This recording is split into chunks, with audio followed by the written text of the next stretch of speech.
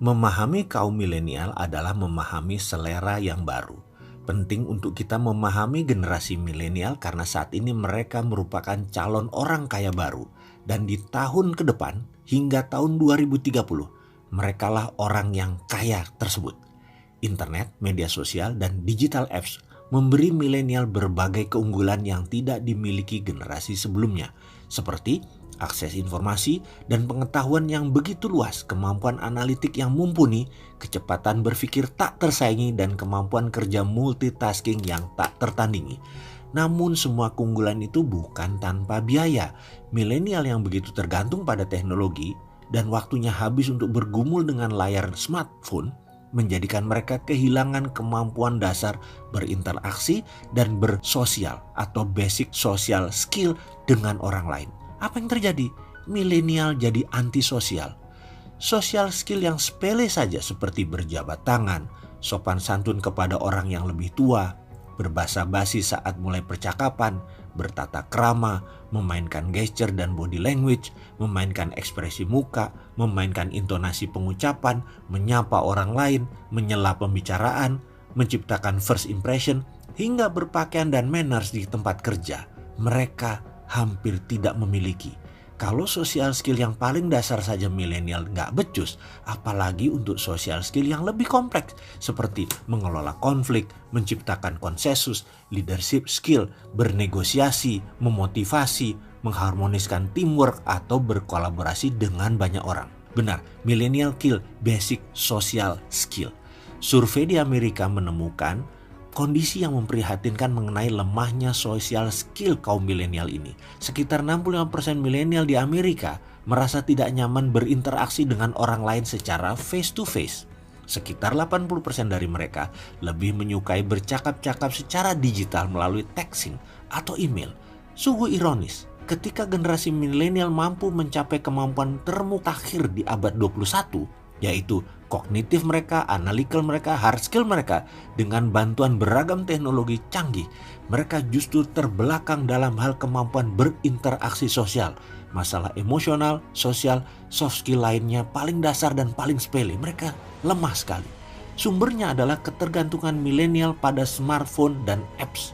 Untuk mumpuni menjalankan basic social skill, mereka harus melatihnya setiap saat dengan berkomunikasi dan berinteraksi secara langsung face to face dengan orang di sekelilingnya. Ini harus kita lakukan demi milenial kita yang tangguh. Milenial adalah generasi yang dibesarkan oleh Facebook dan berbagai apps. Sejak kecil komunikasi dan interaksi mereka lebih banyak dilakukan melalui smartphone, baik melalui texting, email, posting di blog, atau update status di media sosial. Melalui interaksi secara online, itulah sikap dan perilaku yang mereka bentuk. Kini, sebagian aktivitas mereka kaum milenial tergantung pada apps, mulai dari pemesan pizza, mendengarkan musik, menonton film, merencanakan liburan, berolahraga, nge-gym, berkencan, dan mencari jodoh atau dating, hingga mengikuti seminar dan perkuliahan. Semua ini bisa dilakukan tanpa bercakap-cakap dan berhubungan face to face dengan orang lain. Dengan bekal smartphone dan apps di tangan, memang benar milenial menjadi generasi yang paling mandiri, independen, dan produktif. Namun, semakin sedikit waktu mereka dialokasikan untuk berhubungan dan berinteraksi secara fisik dengan orang lain. Basic social skill mereka tak pernah terbentuk dan terasah. Ketika berhubungan dengan orang lain dilakukan melalui texting, maka otomatis kemampuan mereka dalam mengatur roman muka sesuai emosi, menyesuaikan intonasi suara, mengatur eye contact, dan memainkan gesture dan body language sudah tidak dibutuhkan lagi. Kalau kemampuan dasar bersosial ini tidak pernah dilatih, maka otomatis fungsi-fungsi dasar ini akan mandul. Itu secara sosial. Kalau secara bisnis, sahabat melihat peluang kan bagaimana menggarap kaum milenial ini? Gampang kaum milenial itu digarapnya. Kita lanjutkan informasi tentang kaum milenial yang usia tertuanya saat ini sekitar 35 tahunan, di mana di tahun 2030, 70% angkatan kerja produktif adalah kaum milenial. Tahun 2015 lalu, 1 dari 3 orang Inggris berusia 16-24 tahun sama sekali tidak mengkonsumsi minuman beralkohol. Angka ini naik pesat dari posisi tahun 2005 di mana 1 dari 5 orang tidak mengkonsumsi alkohol. Gambaran milenial yang semakin menjauhi alkohol ini bukan monopoli Inggris, tetapi terjadi di seluruh dunia. Bukti lain, industri bir di seluruh dunia penjualannya turun drastis 10 tahun terakhir hingga 50% dibandingkan 10 tahun yang lalu. Survei dari Everbright menunjukkan bahwa mengkonsumsi alkohol dan mabuk kini tidak lagi cool. Hanya 1 dari 10 milenial melihat mabuk sebagai sesuatu yang cool. Kenapa begitu? Karena itu turun-menurun dilakukan oleh orang tua dan kakek mereka. Survei ini menemukan mabuk bagi generasi milenial sesuatu yang menyedihkan dan memalukan. 4 dari 10 milenial memiliki pandangan yang negatif terhadap orang yang mabuk. Not getting drunk itu adalah milenial. Kenapa milenial lebih sedikit mengkonsumsi alkohol dan mabuk? Ketika menghadapi masalah yang pelik, generasi X cenderung lari dan melampiaskan dengan mengkonsumsi alkohol dan mabuk. Milenial tidak begitu. Ia nyaman membicarakan setiap masalah secara terbuka kepada kerabat ataupun teman, baik secara fisik bertemu ataupun secara online via WA, Facebook, dan sejenisnya. Tentu saja milenial tidak meminum alkohol juga karena masalah keuangan sisi yang lain. Sebagian besar milenial saat ini sedang berada di awal-awal menekuni karir, karena itu pendapatannya masih minim. Sementara kebutuhannya begitu besar karena sudah mulai menikah misalnya, sudah punya anak. Di tengah kondisi ekonomi yang kian tidak menentu, membelanjakan uang untuk konsumsi alkohol bukan prioritas bagi milenial. Kebutuhan dasar keluarga baru seperti rumah, beragam kebutuhan anak yang masih kecil merupakan kebutuhan utama. Karena itu, tak heran jika survei mengatakan bahwa 1 dari 4 milenial berpikir lebih baik membelanjakan duitnya untuk kebutuhan lain ketimbang alkohol. Ambisi mengejar karir juga menjadi alasan penting milenial makin tidak mengkonsumsi alkohol. Seperti diketahui, milenial saat ini sedang hot-hotnya mengejar karir sebagai early jobber atau sebagai early entrepreneur. Karena sibuk mengejar karir dan bisnis, tidak ada waktu bagi mereka untuk mabuk-mabukan dan beraktivitas yang tidak penting bagi mereka. Faktor lain tentunya masalah kesehatan, karena alkohol dan mabuk tidak bagus untuk kesehatan. Mereka berkaca pada orang tua mereka yang seumur hidup merokok, mengkonsumsi alkohol, makan junk food, dan menjadikan kondisi kesehatan di hari tua yang saat ini begitu memprihatinkan. Dan alasan yang paling menarik, rupanya milenial tidak mau melihat kacau balau atau melakukan kebodohan seperti orang tua mereka, seperti yang tua-tua generasi X ketika mereka sedang mabuk. Kita tahu di era media sosial, setiap aktivitas kita selalu gampang tertangkap oleh kamera di smartphone teman dan kemudian di-share ke publik melalui Facebook, Instagram, dan sejenisnya. Milenial tak mau kebodohan-kebodohan saat mabuk terekspos ke publik dan menjadi digital footprint dan selamanya ada di internet. Kasus mabuk dan mengurangi konsumsi alkohol ini menarik sekali, menunjukkan kepada kita para pebisnis bahwa alasan fundamental seperti psikologis, ekonomi, dan keuangan, serta kesempatan masa-masa berkarir, tuntutan kesehatan, dan citra diri di media sosial bisa berkolaborasi satu sama lain untuk mengubah kebiasaan konsumen yang sudah berlangsung puluhan tahun bahkan ratusan tahun menjadi sesuatu yang baru. Dan ini adalah peluang bisnis baru. Tahun 2017 adalah tahun bersejarah dalam sejarah musik di Amerika Serikat. Untuk pertama kalinya dalam sejarah, popularitas hip hop mengungguli musik rock. Menurut Nielsen Music, di tahun tersebut hip hop dan R&B menguasai 25% konsumsi musik di Amerika Serikat. Penjualan album, single, digital download, streaming digabungkan. Sementara musik rock hanya menguasai 23%. Karena Amerika merupakan pusat industri dunia, maka otomatis ini cermin dari perkembangan musik dunia. Apakah ini pertanda kematian musik rock? Waktu yang akan bicara, tapi yang jelas popularitas dan penjualan album musik rock dari waktu ke waktu terus merosot. Dan pihak yang paling bertanggung jawab atas kematian musik rock adalah milenial. Pertama sederhana saja, karena milenial lebih suka hip hop dan R&B ketimbang rock. Rock adalah musik kaum tua. Rock mereka anggap sebagai musik generasi pendahulu mereka, yaitu Gen X, dan orang tua mereka yaitu baby boomers. Kedua, merosotnya musik rock tak lepas dari pergeseran pola konsumsi musik oleh kaum milenial.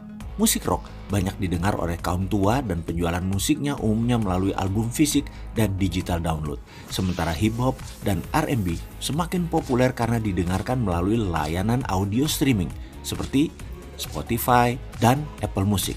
Rock masih memimpin dalam penjualan album fisik yang mencapai 40% pangsa pasar. Namun kita tahu penjualan album fisik terus merosot dari tahun ke tahun ketika kaum milenial kini semakin banyak mendengarkan musik via online streaming. Sebaliknya hip hop dan R&B menguasai 29,1% penjualan streaming yang tumbuh eksponensial beberapa tahun terakhir. Penjualan streaming hip hop ini hampir sama dengan penjualan streaming musik rock digabungkan, yaitu 16% plus 13,7%.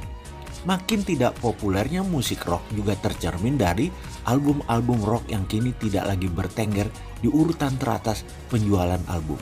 Di tahun 2017 misalnya, album-album terlaris didominasi penyanyi-penyanyi hip hop dan R&B seperti Drake, Jay-Z, Bruno Mars, dan Beyonce. Namun sesungguhnya kemerosotan popularitas musik rock tak sepenuhnya kesalahan kaum milenial. Kesalahan juga datang dari pemusik rock itu sendiri yang tidak mau berubah dan menghasilkan inovasi mutakhir sehingga lebih diterima kaum milenial alias millennial friendly. Ini kira-kira identitas musik rock yang terdahulu tidak berubah.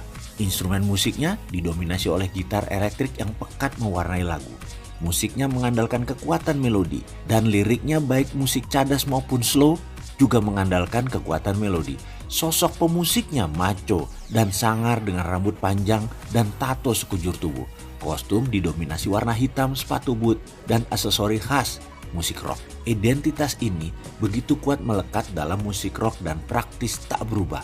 Celakanya, identitas yang kuat kini tidak match lagi dengan preferensi musik generasi milenial.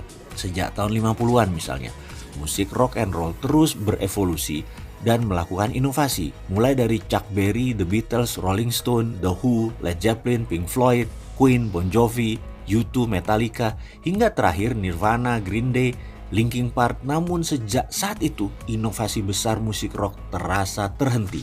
Ketika konsumen musik yang didominasi kaum milenial dan kaum milenial tak begitu menyukai musik rock karena dianggap tua, maka konsekuensinya gampang ditebak.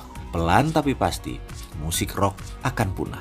Tak lagi menjadi musik mainstream. Jadi, wahai kaum generasi tua, suka nggak suka, bersiap-siaplah menerima hip hop yang ngebeat jadi musik masa depan.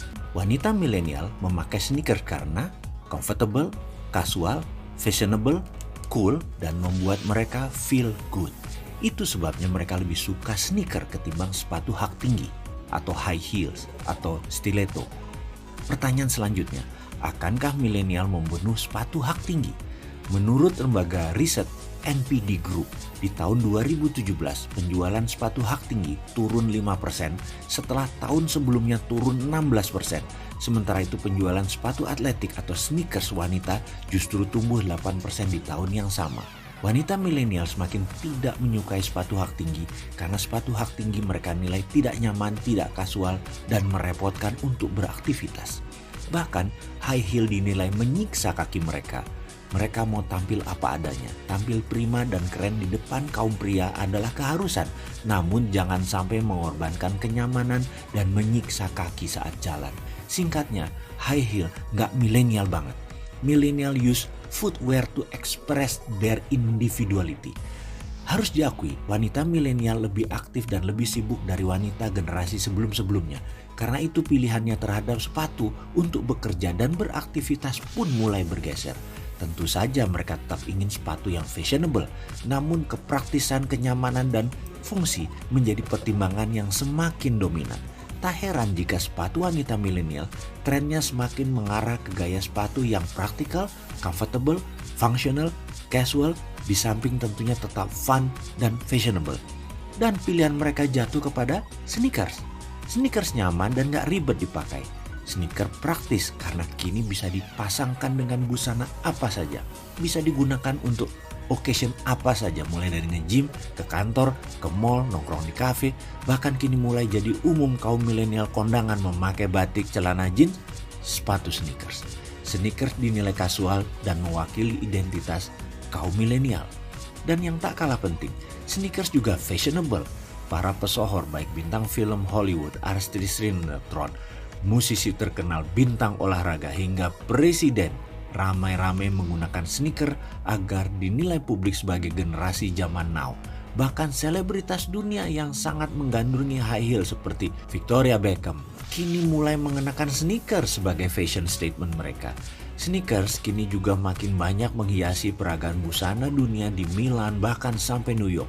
Dan merek-merek mahal dunia seperti Louis Vuitton, Chanel, atau Prada mulai mengeluarkan sneaker mahal mereka yang sangat fashionable. Kolaborasi antara Kanye West dengan Adidas yang mengeluarkan lini baru Adidas Yeezy yang begitu laris di pasaran. Maraknya sneakers sebagai mainstream fashion dunia juga dipengaruhi oleh popularitas musik hip hop yang menghasilkan hip hop culture di mana bintang hip hop menjadi role model dan influencer yang sangat powerful. Under Armour punya Steph Curry, pemain basket. Puma punya Rihanna. Sementara Adidas punya Kanye West. Revolusi sneakers tak lepas dari tren busana dunia yang makin mengarah apa yang disebut sebagai athleisure. Athleisure bukan sekedar fashion trend tapi sudah merupakan lifestyle trend di kalangan generasi milenial yang merefleksikan pergeseran fundamental dari nilai-nilai dan mindset mereka. Tren ini merupakan bagian dari perubahan gaya milenial ke arah wellness dan self-improvement. Seorang pakar gaya hidup menyebutkan mereka fitness milenial. Dengan tren ini, busana sport dan wellness yang sebelumnya hanya dipakai di arena olahraga, di gym atau di kelas-kelas yoga, kini menjadi busana yang umum dipakai di tempat kerja, belanja di mall, nongkrong di kafe, bahkan di pesta perkawinan. Celana yoga, sport legging, hoodie, celana jogging, sport bra, hingga sepatu olahraga dan sneakers kini menjadi aparel dan footwear yang umum digunakan untuk occasion apapun baik resmi maupun kasual. Pasar sportwear tumbuh pesat sejak beberapa tahun terakhir, diproyeksikan akan tumbuh 24% dalam kurun waktu sekarang 2019 sampai 2022 dengan nilai kira-kira 350 miliar dolar. Dari nilai sebesar itu 178 miliar dolar atau sekitar separuhnya adalah active wear apparel.